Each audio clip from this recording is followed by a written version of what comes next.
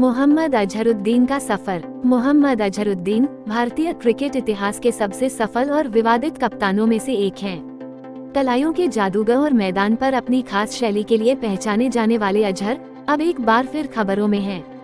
इस बार वजह क्रिकेट नहीं बल्कि प्रवर्तन निदेशालय ईडी का समन है। मनी लॉन्ड्रिंग के मामले में उन्हें हैदराबाद क्रिकेट एसोसिएशन के घोटाले के आरोपों के चलते नोटिस भेजा गया है। उन पर 20 करोड़ रुपए की हेराफेरी का आरोप है, लेकिन ये पहला मौका नहीं है जब अजहर की लाइफ विवादों में आई हो। क्रिकेट का सफर। 8 फरवरी 1963 को हैदराबाद में जन्मे अजहरुद्दीन ने ऐसे परिवार से क्रिकेट की दुनिया में कदम रखा जहां किसी ने क्रिकेट का सी भी नहीं सुना था। लेकिन अजहर की काबिलियत कुछ और ही थी। 21 साल की उम्र में जब उन्होंने टीम इंडिया की टेस्ट कैप पहनी तो किसी ने सोचा भी नहीं था कि यह लड़का एक दिन भारतीय क्रिकेट के इतिहास में अपना नाम सुनहरे अक्षरों में दर्ज कराएगा। कौला उठाकर मैदान पर स्टाइल आइकन।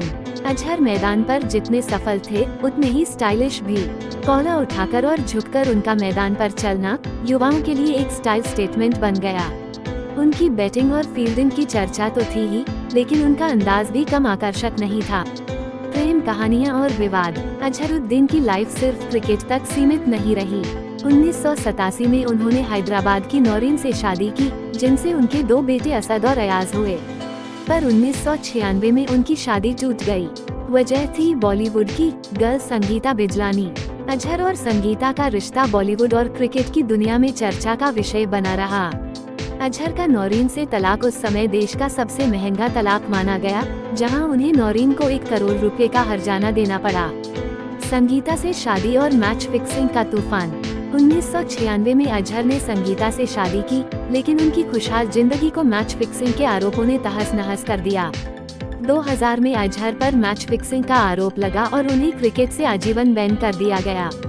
उनका करियर और उनकी प्रतिष्ठा दोनों को इस घटना ने गहरा झटका दिया।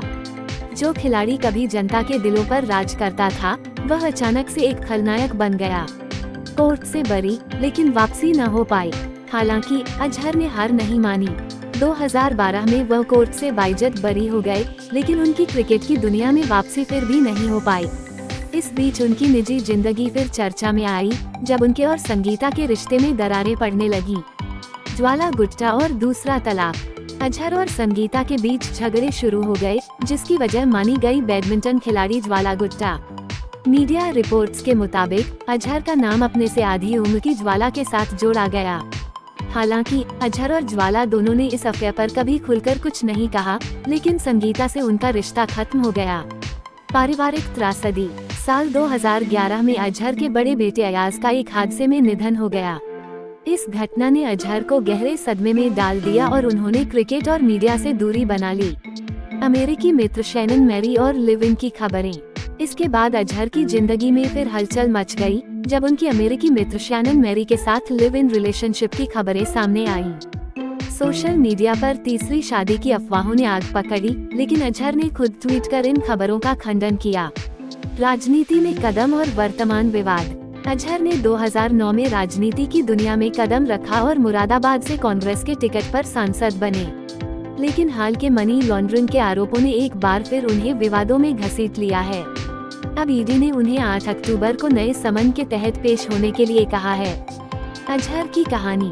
मोहम्मद अजहरुद्दीन की कहानी उतार चढ़ाव और विवादों से भरी रही है। चाहे वो उनके खेल का सफर हो, उनके प्रेम संबंध हो, या फिर उनकी कानूनी लड़ाई, अजहर की जिंदगी में हर मोड़ पर कुछ नया और चौंकाने वाला देखने को मिला है।